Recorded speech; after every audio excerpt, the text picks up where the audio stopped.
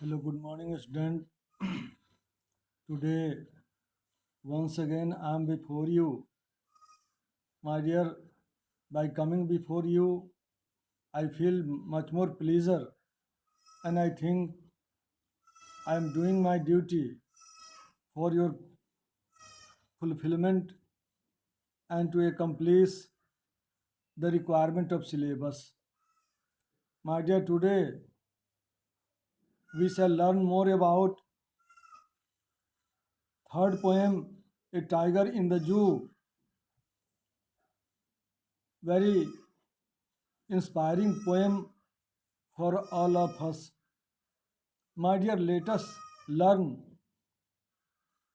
in what way animals live their life.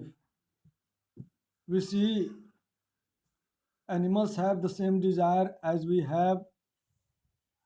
They love and like liberty. They don't like to be imprisoned in anywhere, either in a zoo or in a cage by someone.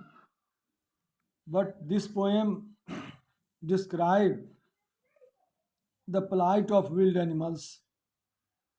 In what way they suffer a lot.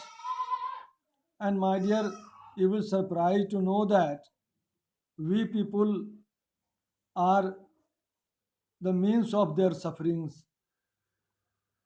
They do not suffer by themselves, but by us. Here in this poem, the poet has titled the composition A Tiger in the Zoo. The poet Leslie Norris has described the way of living, their feelings, either in their natural inhabitant or in a man-made cage. So I told you this poem throws the light on the plight of wild animals when they are kept in a zoo. My dear, you may feel the real mentality of animals first who live in their natural inhabitant, and second of those have been made captive. And here we see animals feel much more pleasure in their natural inhabitant, as we feel certain liberty at home or wherever we like to live. In the same way, they feel also. This poem tells us about the contrast of a tiger kept in the zoo with the tiger in its natural inhabitant. Let us compare their lives by getting the lines of the poem. My dear, we have the lines of the first stanza. I quote the lines. He stalks in his vivid stripes the few steps of his cage on pads of velvet quiet in his quiet rays. The only one animal is referred here. It is a tiger. He stalks in his vivid stripes, and the tiger is made captive, is kept in a cage. And my dear, by seeing their facial expression, we feel that the animal is in full of his anger, but is compelled, can do nothing, cannot attack, cannot roar, because he is helpless, because he has been made captive by putting in a cage. My dear, the first word he stalks in what way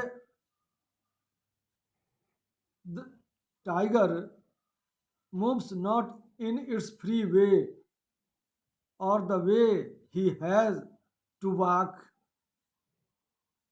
We see the tiger feels something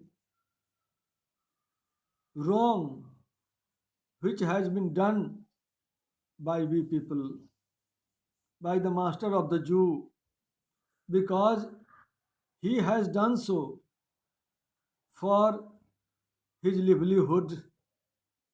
My dear, it is not justified to get money by putting others in trouble. Of course, we would not like to be kept in a cage, to be made captives, and to suffer a lot. And we see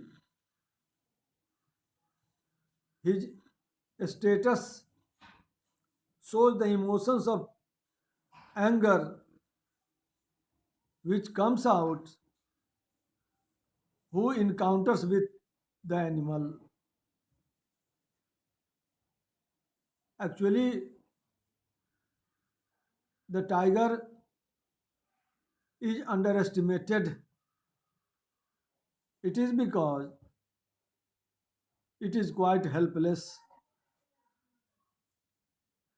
If a tiger is in its natural habitat, nobody would like to face or encounter because it is known to us that it is very fierce and we cannot face its anger. But what happened with the tiger who is quiet, who is silent? My dear, we have the supporting stanza. In the second stanza, a justification has come. He should be lurking in shadows, sliding through long grass near the water hole where plums deer pass. He should be, he refers to the tiger. The tiger should be lurking. Lurking means waiting for something. Certainly, a wild animal in its natural surrounding waits for its hunt, its prey, only to fulfill his hunger. Sliding through a long grass, once again you ask the question, what is the tiger doing there in long grass? My dear, through long grass, the tiger is waiting for its prey because he has his hunger like us. We do something to fulfill our hunger, and it is also said that a hungry man is an angry man. And this rule is implied with the animals also. We cannot deny the effect of this proverb, and we see in what way it affects us as well as the animals. My dear, we shall complete the rest two stanza by means of another videos, and I hope you will study the contrast of a tiger kept in the zoo with the tiger in its natural habitat. By putting yourself in such a situation, you may realize what was the mentality of the tiger who was kept in the zoo. and I hope we shall finish our task gradually and we shall be able to qualify the examination with good marks. Our every support is only meant for you, my dear. We are doing a lot. Our other colleagues all are doing their best.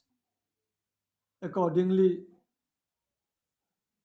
we have only one motto, that is to enrich you by providing the analytic view of the textual tediousness and other thing.